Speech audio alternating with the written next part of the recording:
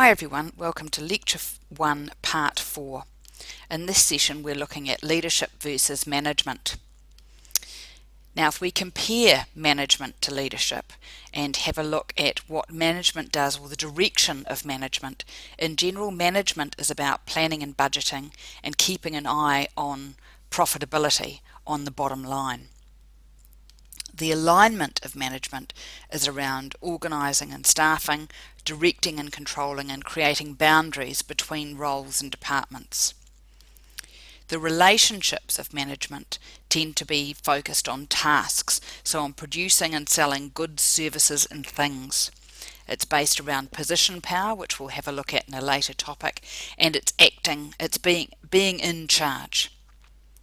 The personal qualities necessary for management are an ability to create an emotional distance, to depersonalise themselves from the job at hand. It's about an expert mind, it's about being a talker, it's about conformity and uniformity, and it's about having insight into the organisation.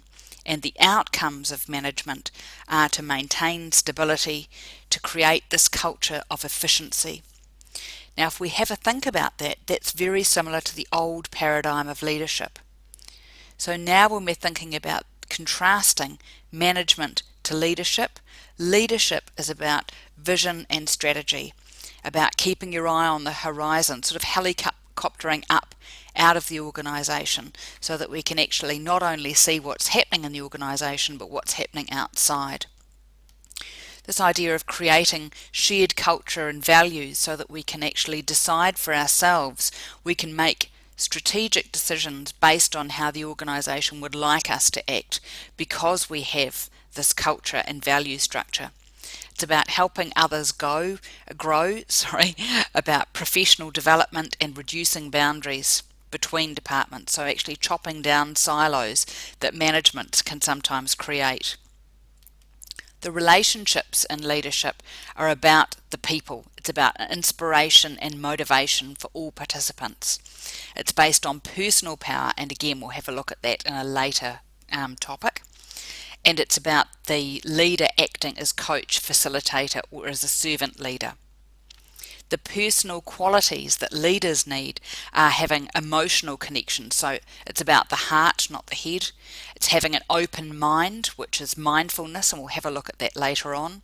It's about listening and communication, non-conformity and courage, and insight into self through character, and all of those we will look at later on. The outcomes of leadership are about creating change and a culture of integrity within the organisation, which is quite a different focus to that of management. So moving on from that, if we summarise the difference between managers and leaders, the leader is about heart and soul, about the visionary, passionate, creative, flexible, inspiration, innovation, courage, imagination, experimentation, change and personal power. Whereas the manager is about the mind, hidden mind perhaps, rational, consultative, persistence, problem solving, being tough-minded, analytical, structured, deliberate, authoritative, stable, and relying on position power. So you can see that they are two different things that, or two different places from which they draw their energy and inspiration from, but they're both necessary.